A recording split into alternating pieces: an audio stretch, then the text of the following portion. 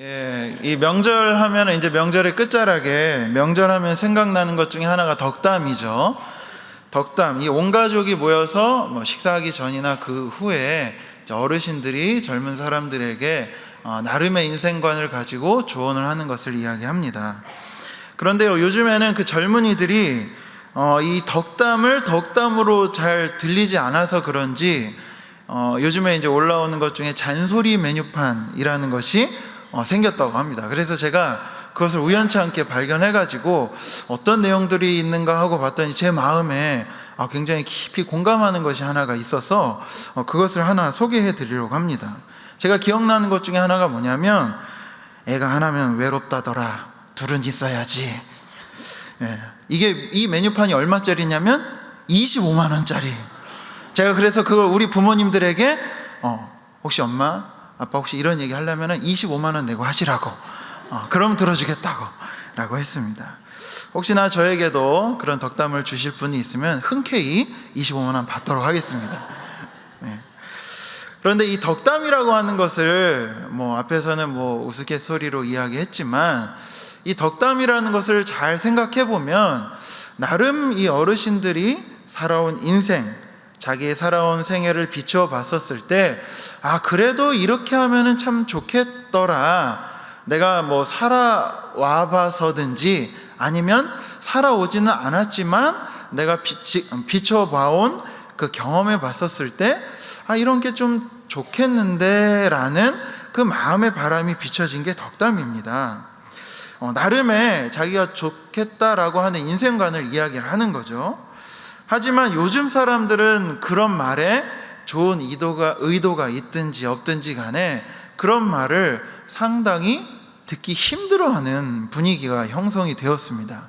이 말을 얼마나 듣기 싫어하면 명절에도 부모님 집을, 고향집을 방문하지 않는다라는 젊은이들이 많이 생겨났으니 말입니다. 요즘 상황이 이렇다 보니까는요, 이제 제가 함께 나누게 될 이 잠언의 말씀, 잠언의 말씀 참 좋죠. 그런데 이게 자세히 잘 읽어보면요, 자칫 잔소리로 들릴 수도 있겠다라는 위험을 조금 생각해 보게 되었습니다. 잠언이라는 말씀은 말 그대로 뭐냐면 사람이 살아가는 데에 훈계가 되는 짧은 말의 모음집이라는 의미가 있습니다. 훈계가 뭡니까? 훈계는 이 잘못하지 않도록 타일러 주의시키다라는 사전적인 정의가 있습니다. 가르칠 훈에 경계할 계자를 써가지고요, 가르치고 경계시킨다라는 내용이 담겨져 있죠. 어떤 사람이 얘가 잘못을 해서 앞으로는 그렇게 하지 못하도록 주의시켜 줘야지 라는 의미에서 훈계할 수도 있고요, 아니면은 이 아이가 앞으로 살아가는 데 있어서 잘못을 범하지 않도록 예방 조치 차원에서 훈계를 하는 경우도 있을 겁니다. 이처럼 잠언에는요, 훈계의 내용이 가득 담겨져 있는데요, 얼마나 많이 들어있냐면요, 제가 이 한글 성경에 훈계라는 단어를 쳐봤는데 성경에는 총 34번이 나오는데 그 중에 이 개정개혁으로 훈계라는 말이 24번이 잠언에 나옵니다. 그만큼 잠언은 이게 우리가 지혜의 책으로만 알고 있었는데 훈계의 책이라고 불려도 될 만큼 훈계가 그만큼 가득 들어 있습니다. 그래서 오늘 드려야 할 이 말씀에 대한 설교자의 부담이 조금 있습니다. 아까도 제가 좀 전에 말씀드렸듯이 요즘 시대의 분위기가 어떤 권위자라고 해서, 전문가라고 해서 그런 말을 잘 들으려 하지 않는 이 시대의 분위기 속에서 자칫 제가 하는 말이 말씀의 잔소리로 들리지는 않을까 하는 그런 부담 말입니다. 그러나 여러분들은 신앙이 참 좋으신 분들이라 제가 하는 말씀을 잔소리로 듣지 않는다라는 저만의 믿음이 있습니다. 이 믿음으로 계속해서 여러분들과 함께 이 잠언의 은혜를 나누도록 하겠습니다. 과연 우리 중에 이 훈계를 좋아하는 사람이 얼마나 있을까요? 훈계가 너무 좋아서 내가 그 훈계를 들으려고 막 찾아 떠나요. 훈계 좀 해주십시오. 저에게 훈계 좀 해주세요. 아마 그런 분들 거의 없을 겁니다. 자기에게 자기 입맛에 맞는 얘기를 하는 사람, 자기 주장과 아주 딱 맞아 떨어지는 사람, 그런 이야기를 들으려 하지 자기의 이러쿵 저러쿵 하는 사람의 어떤 이야기를 즐겨 들으려고 하지 않을 겁니다. 그런데 도대체 왜 잠언에서는 이 훈계와 지혜를 연관지어서 훈계를 잘 듣는 사람이 지혜로운 사람이다 라고 표현을 하고 있습니까? 오늘 말씀 잠언 13장 1절에서도요, 지혜로운 자녀들, 즉 지혜로운 아들, 딸들은 훈계를 들으려 하는 사람이다 라고 표현하고 있습니다. 위에서 좀 전에 말씀드렸듯이 요즘에 부모의 훈계를 잘 들으려 하는 사람들이 흔치 않습니다. 그런 사람들을 뭐라고 부르느냐? 천연기념물, 이렇게 부릅니다. 제가 생각해도 아주 손으로 꼽을 정도고, 우리나라 요즘에 교육 방식이나 시대 자체도 부모의 훈계를 통하여 하는 교육 방식이 아닌 것 같습니다. 그러면 오늘 이 말씀은 과연 2000년, 3000년 전에 성경이 쓰일 당시에나 적용이 가능한 것일까? 그런데 우리는 이 성경 말씀이 그렇게 우리에게 전해져 있지 않다는 걸 잘 알고 있습니다. 여전히 하나님의 말씀은 오늘날에도 적용 가능하고 현실 가능한 소중한 시대를 초월하는 진리를 우리에게 알려주고 있다라고 우리는 잘 믿고 있습니다. 그렇다면 우리는요, 이 성경에 나타난 훈계, 이 훈계가 뭘까? 이것을 조금 더 깊이 성경에 나타난 훈계를 살펴보면 좋을 것 같습니다. 성경에서는요, 훈계가 처음 나오는, 그러니까 한글말로 처음 나오는 장면이 있는데요, 신명기 28장 46절에 처음 나옵니다. 우리 같이 한번 읽어보겠습니다. 이 모든 저주가 너와 내 자손에게 영원히 있어서 표징과 훈계가 되리라. 아멘. 오늘 이 말씀에 보니까는요, 저주가 곧 이스라엘 백성들에게 뭐가 돼요? 훈계가 된대요. 저주가 이스라엘 백성들을 가르치고 타일러서 잘 경계해서 올바른 길로 이끄도록 하는 중요한 상징, 표징, 교훈이 된다라는 겁니다. 이것은 마치 아이가 학교에서 잘못을 저지르고, 예를 들면 선생님이나 아이들에게 아주 심한 잘못을 저지르고 와서 부모에게 체벌을 받는 모습이 연상이 됩니다. 여기서 이 부모는 아이를 아주 신중하게 사랑하는 부모를 전제합니다. 부모는 아이의 이야기를 충분히 듣고 나서 아이의 잘못이라고 확실하게 판단이 내려지면 그 다음에 이 아이를 체벌합니다. 이 체벌을 통해서 아이가 다시는 그러한 행동을 하지 않을 수 있도록 도와주는 게 훈계죠. 심지어 아이에게 고통이 가해져요. 예를 들면 물주전자 하나를 들더라도 뭐예요? 손이 바들바들 떨리면서 엄마 힘들어, 아빠 나 죽겠어, 힘들어, 너무 아파, 막 이러면서 이렇게 하겠죠. 설사 그런 아이의 고통이 가중된다고 할지라도 뭐예요? 마음을 억누리고 아이가 인내하면서 그 가르침과 그 경계를 잘 알아들을 수 있도록 곁을 지켜주는 것, 이것을 이야기합니다. 자, 그러면은요, 이제 훈계가 제일 많이 나오는 잠언 처음 장에 보면은요, 이렇게 훈계에 대해서 처음에 이야기하고 있습니다. 우리 같이 한번 읽어보겠습니다. 다윗의 아들 이스라엘 왕 솔로몬의 잠언이라. 이는 지혜와 훈계를 알게 하며 명철의 말씀을 깨닫게 하며 지혜롭게 공의롭게 정의롭게 정직하게 행할 일에 대하여 훈계를 받게 하며. 앞에서는 솔로몬의 잠언이 훈계를 알게 한다고 했는데, 뒤에서 보니까는 정의롭고 지혜롭고 공의롭고 정직하게 이 아이가 행하게 하기 위해서는 뭐예요? 훈계를 필요로 한다라는 거죠. 즉 이렇게 살아가기 위해서는, 지혜롭게 살아가기 위해서는 훈계가 불가피하다라는 것들을 알려주고 있습니다. 자, 인간의 삶을 보면은요, 굉장히 부정직하게 살아가려고 하고, 그리고 불의하게, 그리고 어리석게 행동하려는 그 유혹들이 우리 주변에는 늘 존재합니다. 그것이 인간의 삶입니다. 이런 가운데에서 어떻게 지혜롭게 공의롭게 정직하게 살아갈 수 있느냐? 그것은 훈계가 이런 일들을 가능하게 해준다라고 오늘 잠언 1장에서는 말씀하고 있습니다. 이 말씀에서 누군가를 훈계할 때 생기는 유익들, 즉 잠언에서는요, 한 자녀를 훈계할 때 생기는 많은 유익들에 대해서 반복해서 기록을 하고 있습니다. 오늘 우리가 읽었던 이 잠언 13장 1절 이 말씀도 다시 한번 살펴보면 지혜로운 자녀는 훈계를 듣는 사람, 즉 정말 지혜로운 자녀로 슬기롭고 바른 아이로 자라게 하기 위해서는 뭐가 필요하다라는 겁니까? 훈계가 필요하다라는 거죠. 가르치고 타일르고 경계할 수 있도록 그 아이를 잘 지도하는 것, 그것이 필요하다라고 이야기합니다. 이 외에도요, 잠언에서 훈계를 통해서 지혜로워진다라는 말씀이 참 많이 반복이 됩니다. 그래서 이 훈계를 굳게 붙잡아야 하고 이 훈계 안에 생명이 들어있다, 훈계 듣는 것을 달게 여겨야만 한다라고 반복해서 이야기하고 있습니다. 자, 그렇다면은요, 여러분, 자, 이 훈계와 지혜의 관계에서 여기서 보면은 지혜로운 아들은 훈계를 듣는다고 했는데, 과연 이 듣는다라는 것은 무슨 의미를 담고 있을까요? 자, 누구나 다 훈계를 듣죠. 여기서도 제가 좋은 이야기를 통해서 여러분들 다 들을 수 있습니다. 그런데 여기서 듣는다라고 표현한 이 말씀은 적극적으로 그 말에 대해서 포용하고 받아들여서 적극적인 삶으로까지 이행하는 데에 그게 듣는다라고 하는 말씀인 것입니다.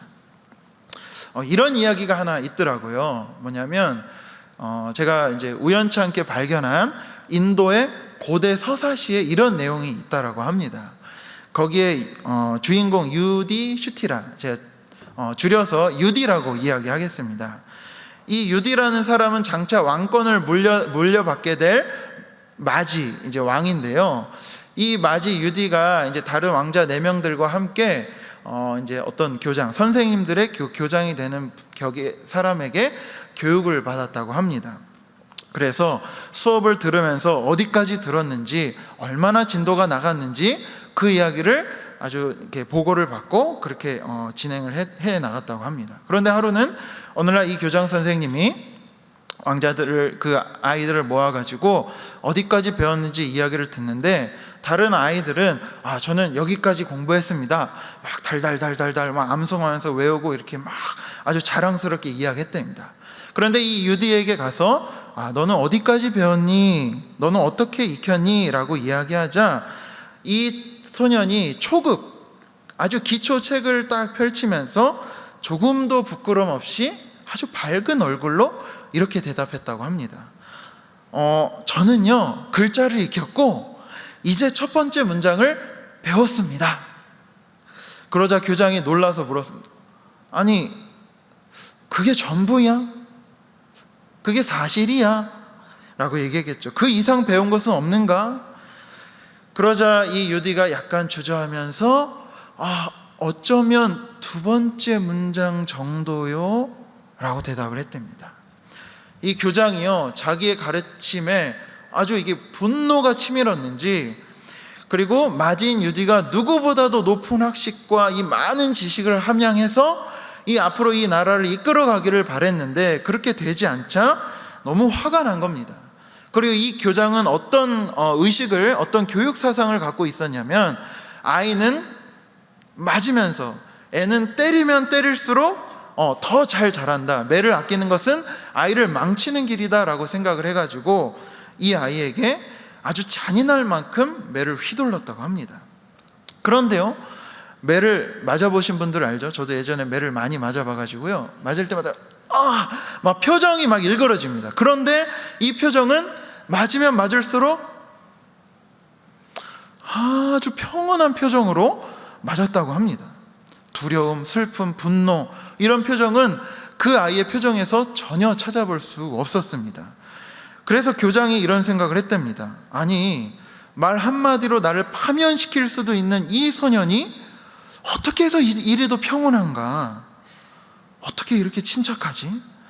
그러자 때리던 이 교장의 시선이 갑자기 그 아이가 펼쳤던 초급책에 머물러 있게 됐습니다. 그러자 그 초급책의 첫 번째 문장은 이렇게 나와 있었습니다. 화내지 말라. 결코 흥분하지 말라. 이성을 잃지 말라. 그리고 두 번째 문장은 이렇게 얘기했답니다. 진실을 말하라. 언제나 진실만을 말하라. 아까 좀 전에 소녀는 첫 번째 문장을 배웠다고 했었죠. 이 교장이 그 글을 읽고 나서 소년의 표정을 보는 순간 자기가 지금까지 쌓아왔던 그 교육에 대한 철학과 이념이 와르르 무너지는 순간이었습니다. 소년의 얼굴은 화내지 말라라고 한 그 문장이 살아있는 그 자체였습니다. 그래서 그 문장의 의미를 자기가 뼈저리게 몸소 체험한 겁니다. 어떻게 보면은 입술로만 앵무새처럼 외우던, 그것을 그냥 외우기 기계처럼 반복하기만 하던 그것보다도 훨씬 더 살아있는 그 문장을 알려주고 있었던 거죠.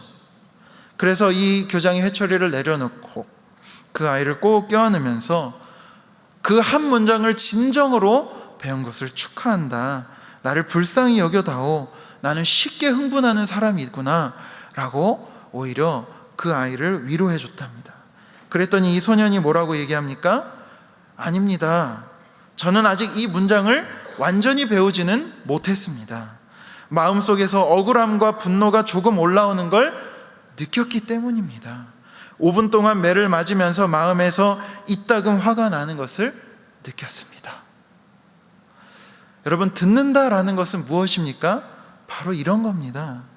우리가 주님의 말씀, 하나님의 말씀을 살아있게 듣는다라는 것은 바로 이와 같이 삶에서 몸으로 살아내는 것입니다. 우리가 멀리 인도까지 가지 않더라도 우리가 아주 익히 들어 알고 있는 예수님은 하나님의 살아있는 말씀 그 자체였습니다. 예수님은 하나님의 말씀을 온전히 삶으로 살아내시지 않았습니까? 저분을 보면은 하나님의 말씀이 정말 살아있구나. 내가 저분을 만나면은 하나님의 말씀을 읽는 것 같은, 하나님의 말씀이 정말 내 곁에 있는 느낌을 받아요. 그게 바로 예수님이었죠. 예수님은 하나님의 훈계를 적극적으로 받아들이며 살아온 우리의 영원한 모델이십니다. 그래서 예수님 안에는 하나님의 온갖 지혜가 가득했었고, 심지어 박해자들의 그 우둔한 질문에도 지혜롭게 답을 할 줄 아셨던 분이 우리가 잘 알고 있는 예수님이셨습니다. 하나님의 가르침과 교훈을 듣는 데에서만 그친 게 아니라 적극적으로 삶으로 받아들여 살아내셨기 때문에 그렇습니다. 그런데요, 오늘 말씀에 보니까 이 지혜와 반대되는 말씀이 나타납니다. 우리 위임 목사님께서도 새벽에 계속 말씀하셨듯이 이 잠언은 지혜와 지혜롭지 않은 자를 끊임없이 대조해서 알려줍니다. 오늘 말씀에 훈계를 받지 않는 사람을 뭐라고 이야기하느냐? 거만한 사람들이라고 이야기합니다. 이 거만한 사람들은 상대를 조롱하고 업신 여기는 태도를 가진 사람, 마치 자기가 뭐라도 된 것 같은 사람, 그래서 상대를 깔보고 자기보다 낮은 사람으로 여기는 그런 태도를 지닌 사람을 말합니다. 우리 잠언 1장 7절 말씀을 함께 같이 읽어보겠습니다. 여호와를 경외하는 것이 지식의 근본이거늘 미련한 자는 멸시하느니라. 아멘. 지혜와 훈계를 멸시했기 때문에, 즉 듣기는 들었으나 몸으로 살아내지 않았다라는 거죠. 아니면 들으려조차 하지도 않았다라는 거죠.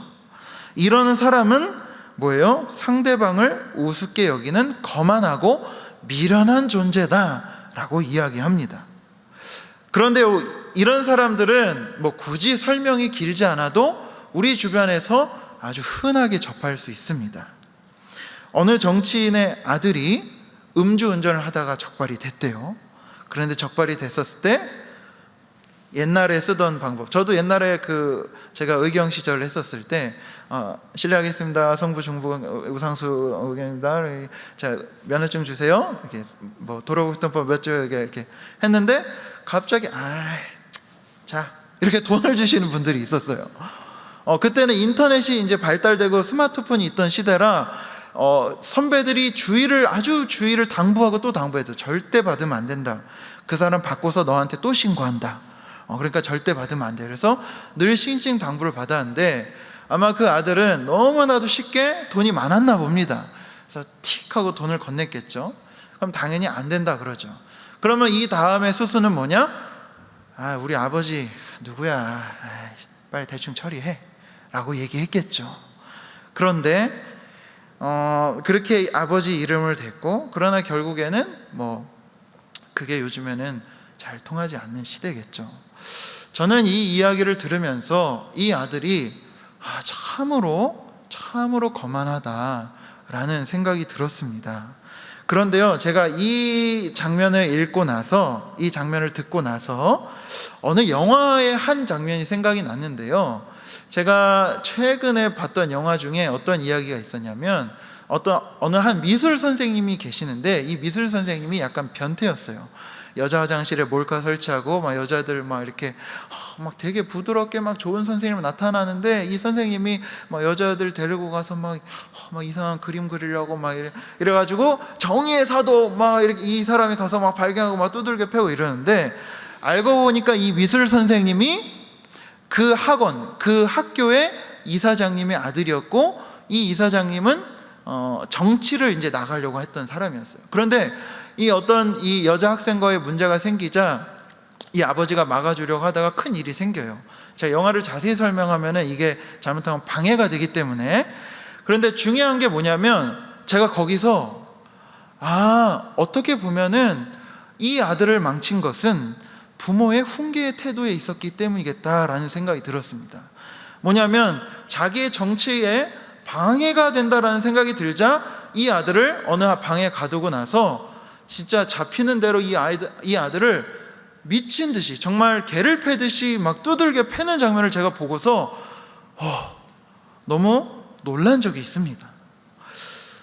이것이 정말 그 아버지에게 있어서 아들을 제대로 훈계시키는 것이라고 생각을 했겠지만, 그 아들은 마음속에서 끊임없이 분노를 키워오르면서 언젠가는 내가 더 잘못된 일들을 저지를 수 있는 큰 범죄의 가능성을 키우는 방식으로밖에 그 아들을 양육했었다라는 겁니다.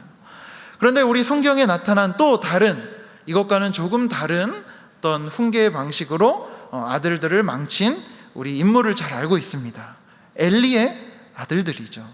엘리의 아들들이 성전 이 예배를 너무 무시하고, 심지어 성전에서 수종드는 여자들의 아주 해코지, 아주 나쁜 짓을 하고 그러는데, 엘리가 그 성경에 나타난 그 이야기를 보면은요, 어떻게 보면 아들들에게 너무하다 싶을 정도로 무르게 이 아이들에게 훈계를 해요. 지나치게 아들을 팬 게 아니라 오히려 너무 반대대로 무르게 이렇게 했습니다. 그러니까는 우리는 그 결과를 알죠. 이스라엘 백성들은 이 아들들을 통해서 굉장히 방종하고 타락의 길로 계속해서 빠져들어갔던 것들을 우리는 잘 알 수 있습니다. 너무 지나치게 아이들을 잡아패도 안 되고, 너무 지나치게 무르게 해도 안 되는 게 훈계입니다.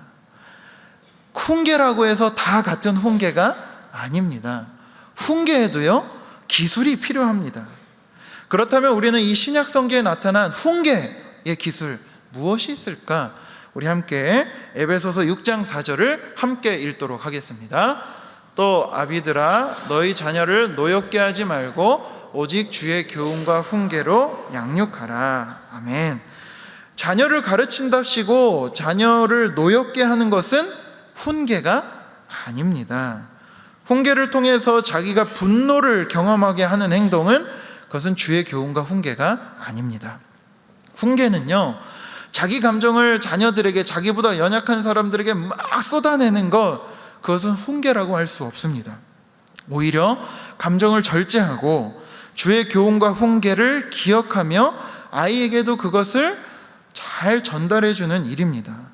무엇보다도 가르치는 자가 주의 훈계와 교훈대로 살아야 함을 전제로 하고 있는 것입니다. 또 이어서 디모데후서 2장 25절은 이렇게 이야기하고 있습니다. 제가 말씀 읽겠습니다. 거역하는 자를 온유함으로 훈계할지니 혹 하나님이 그들에게 회개함을 주사 진리를 알게 하실까 하며. 아멘. 여기서는요, 교회 공동체의 질서에 거역하는 사람들이 있습니다. 여기서 보면은 하나님의 법과 하나님의 질서에 거절하는 사람들, 심지어 이런 사람들조차도 뭐예요? 어떻게 훈계하래요? 온유함으로, 다른 표현 번역 성경에 보면 부드러운 마음으로 온화하게 라고 기록되어 있습니다. 이 말은 뭐예요? 사랑이 전제된 훈계만이 바른 훈계다라고 이야기해주고 있는 겁니다. 사랑이 전제되지 않는 훈계는 훈계가 아닙니다. 참된 지혜는 어디서 옵니까? 사랑의 훈계가 지혜를 가능하게 한다라는 것입니다. 사랑 없는 훈계는 내가 편해지려고만 하는 잔소리일 뿐입니다. 그거는 상대방도 잘 압니다. 오히려 그런 말은 상대를 화나게 할 뿐입니다. 진정으로 사람을 변화시키고 진정으로 그 사람이 지혜 있게 살아가도록 돕는 것은 사랑으로 하는 부드러운 훈계입니다. 이 훈계는 마음을 담아내는 행동을 포함하는 말씀입니다.